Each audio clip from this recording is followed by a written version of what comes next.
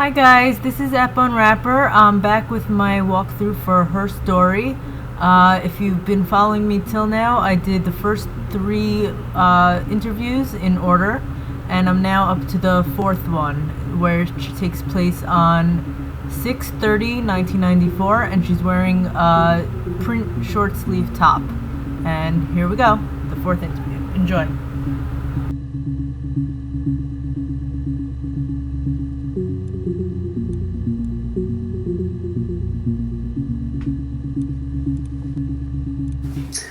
A cup of tea would be good, thanks. Just one sugar.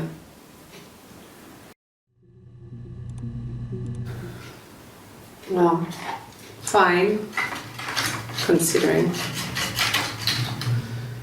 I got back into the house today, and that was weird, knowing your people have been there through my things. It's like I've been burgled. Only worse, obviously. I don't know. I haven't looked in the cellar yet. They sent a cleaner in, as good as new, he said. But they had to throw some stuff out. Couldn't get the blood out. And I'm still waiting to hear from the coroner so we can get a date set for the funeral. It's going to be a cremation. So,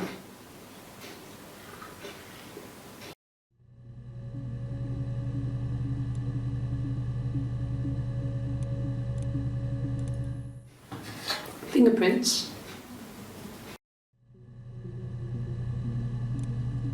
No one has been in the last few weeks. We had a plumber come in 3-4 weeks ago. Someone summoned you from the rock.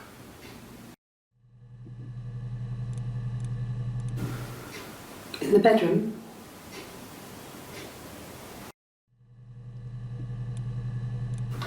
I hoover my dust every week, maybe less.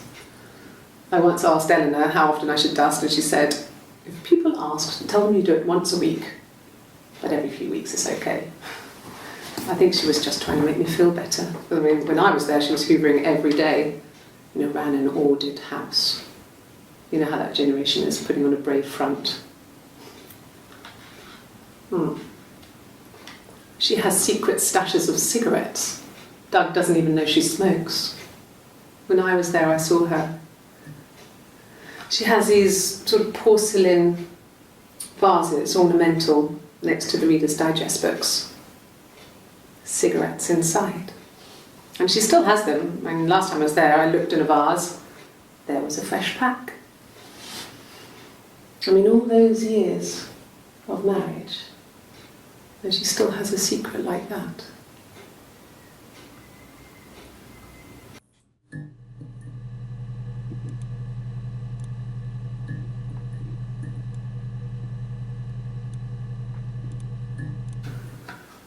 A week or so ago, it would have been the Saturday before my birthday. I get like that on the weekends, have a lie-in, then want to get up and blitz the house. Yes, yeah. I would have cleaned them. I changed the sheets too, with the fingerprints in all those places.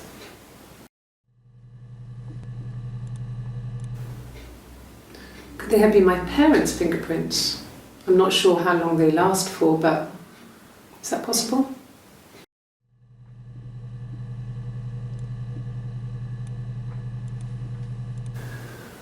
That can't be right. In the bedroom.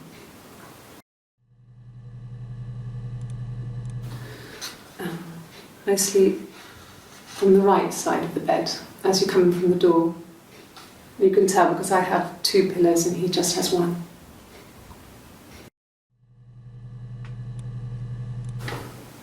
What kind of hairs? A wig? You mean? What type of wig?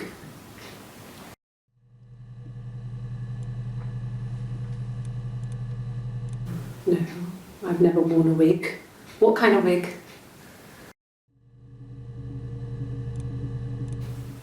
Could the hairs have come from somewhere else? I mean, could they... We have a lot of dolls in the attic. There's a Rapunzel doll with long blonde hair. Could they have come from there? Okay. I parked up on the street. It was busy, so I had to park down the end of the road. Walked up, knocked on the door, no answer. I took my keys out of my bag and unlocked the door. The main lock was unlocked. You can tell because the key doesn't turn when you try to turn it to the left. I walked in. Simon's coat wasn't on the peg. I couldn't see his shoes in the shoe rack. I shouted out. I walked straight into the kitchen because he usually sits in there to have a cup of tea and read his paper, but he wasn't there. I touched the kettle, it was cold. I looked quickly in the living room, nothing. So I walked upstairs to the bedroom and he wasn't there. I didn't search for him because it was pretty clear he wasn't there. I had a shower. The phone rang whilst I was in the shower. I didn't answer it. I think it was Eric. Then I was just exhausted. So I lay down on the bed and I fell asleep, though I didn't mean to. I woke up a couple of hours later and I was surprised to see no one in the bed next to me. And then I remembered where I was and what had happened. That's when Eric called again. This time I spoke to him. Then I called Doug and Eleanor. And then I decided to come and see you. That enough?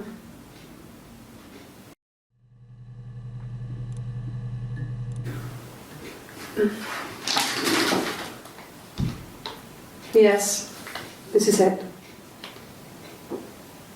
He made it himself. It's a special one-off. He made it and decorated it. That's his thing. Where did you find it?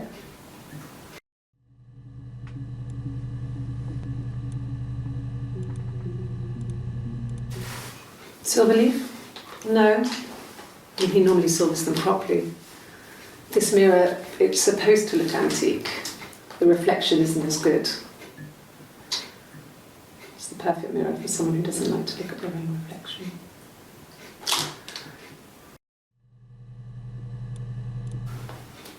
Look, on his clothes, that would make sense. He made it by hand. I mean, he brushes the silver onto the glass. It's not how they make mirrors these days. I mean, he made the mirror and he gave it to me.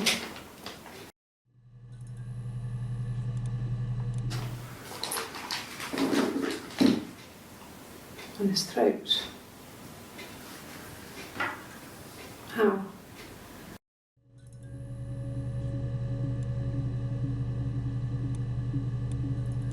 An affair. Simon wasn't having an affair.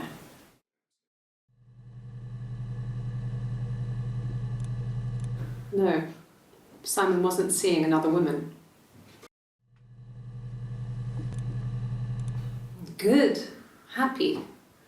I mean, ups and downs like any couple, I guess, but we've been married for over 10 years. I don't know if anyone really changes. You just become more yourself. Simon was my prince, and that hasn't changed.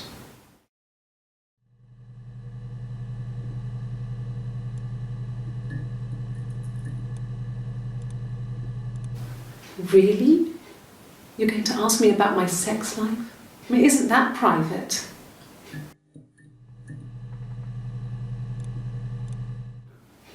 Are you married? How is your sex life? Well, there you go. How many kids?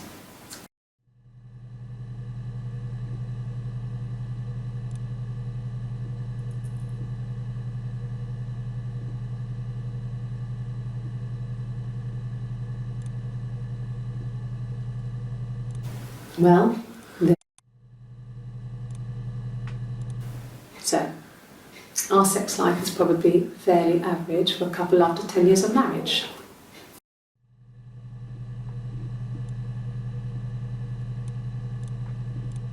No, I have never been unfaithful. I've never cheated on Simon.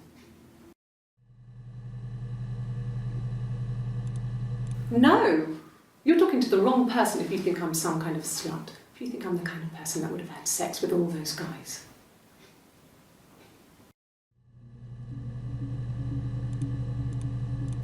I mean, not really. He would go to the pub.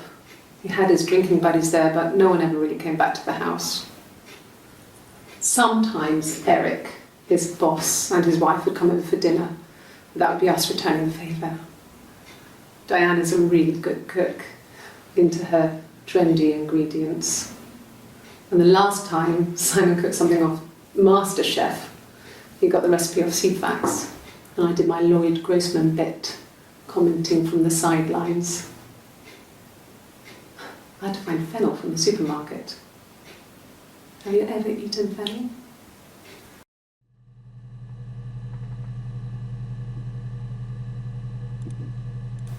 Hurt someone? Yes. But everyone thinks that from time to time, right? You just want to lash out.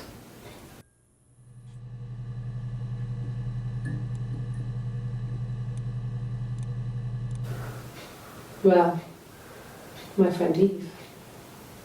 I mean, she was a friend from when I was a kid, and she was always more popular with the boys, and I used to hate her for it. I mean, really hate her sometimes.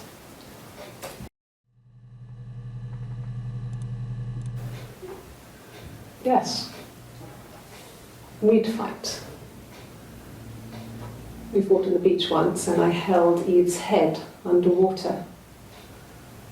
There was no one else around. It was at the far end of the beach, and I held her head under, and I kept it under.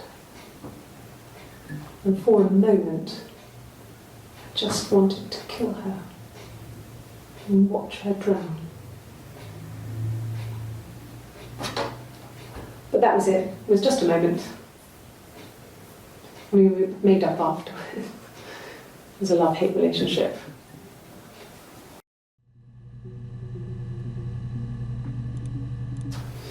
A police station. Yeah. When I was young, we ran away on my birthday. Bob Dylan was playing in London, and we thought we could break into his tour bus and have him take us with him. The taxi driver we paid to drop us off, I mean, we'd saved money, pinched a bit here and there to pay for the fare. He was suspicious because we were so young, so he told the police. So they came and picked us up and took me back to Portsmouth. My mum picked me up from the station. But I blamed everything on my friend Eve, so my parents let me off.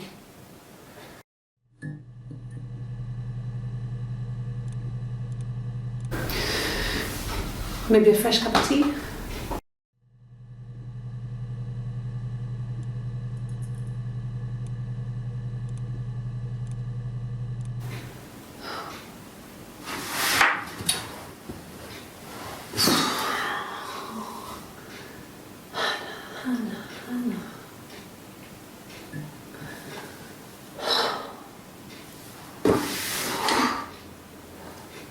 What are you doing talking about Eve?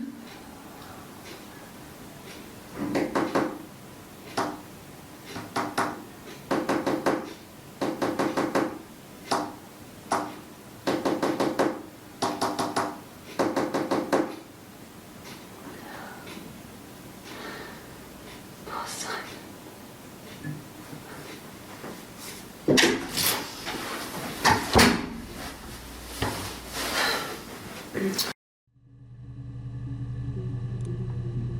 Just the one sugar. Thanks.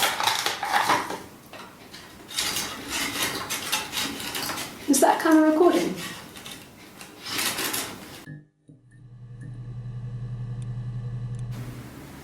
No. 1984.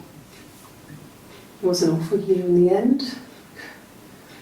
We were living at Doug and Eleanor's. I lost the baby at the end of spring, and my parents died in the summer. It was a hot summer, a heat wave. So when they discovered the bodies, it was just awful. Because of the circumstances, them dying together like that, they brought in a lot of police. A forensic entomologist. I had to look that up. It was because of the heat.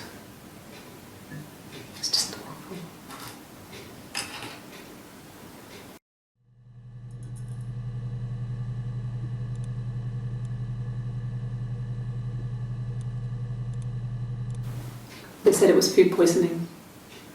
There was something in the food they ate. My dad liked to pick mushrooms, grow them too. They said it was the mushrooms. It was hard to believe. Death caps. They have a skirt around the cap. My dad taught me that. But, the police had no reason to think it was suspicious. They lived alone, and no one had any reason to hurt them.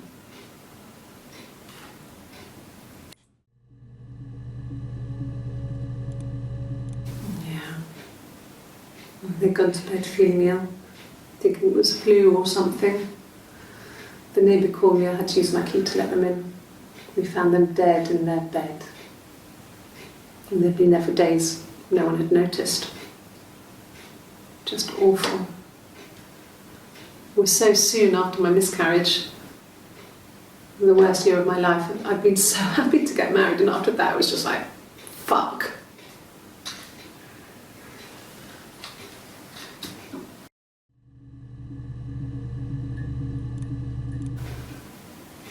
Yeah. I was infertile. Thought I was. They told me I was infertile after the miscarriage because of complications.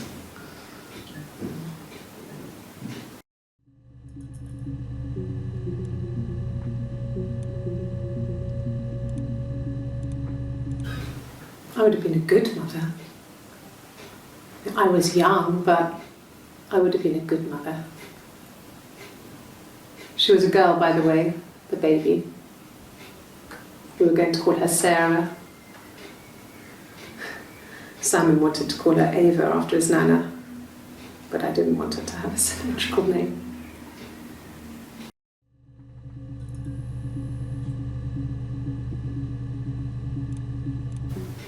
That's all that matters, really, the baby.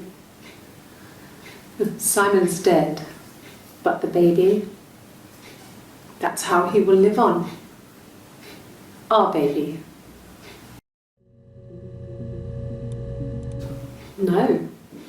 No, Simon didn't play guitar. He wasn't very musical. He liked to listen, but he was tone deaf. Yes.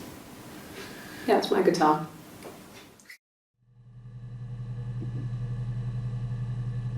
And that's the end of the 4th interview. Thanks for watching. Please stay tuned for part 5. And if you like this, please subscribe to my channel. Thanks. Take care.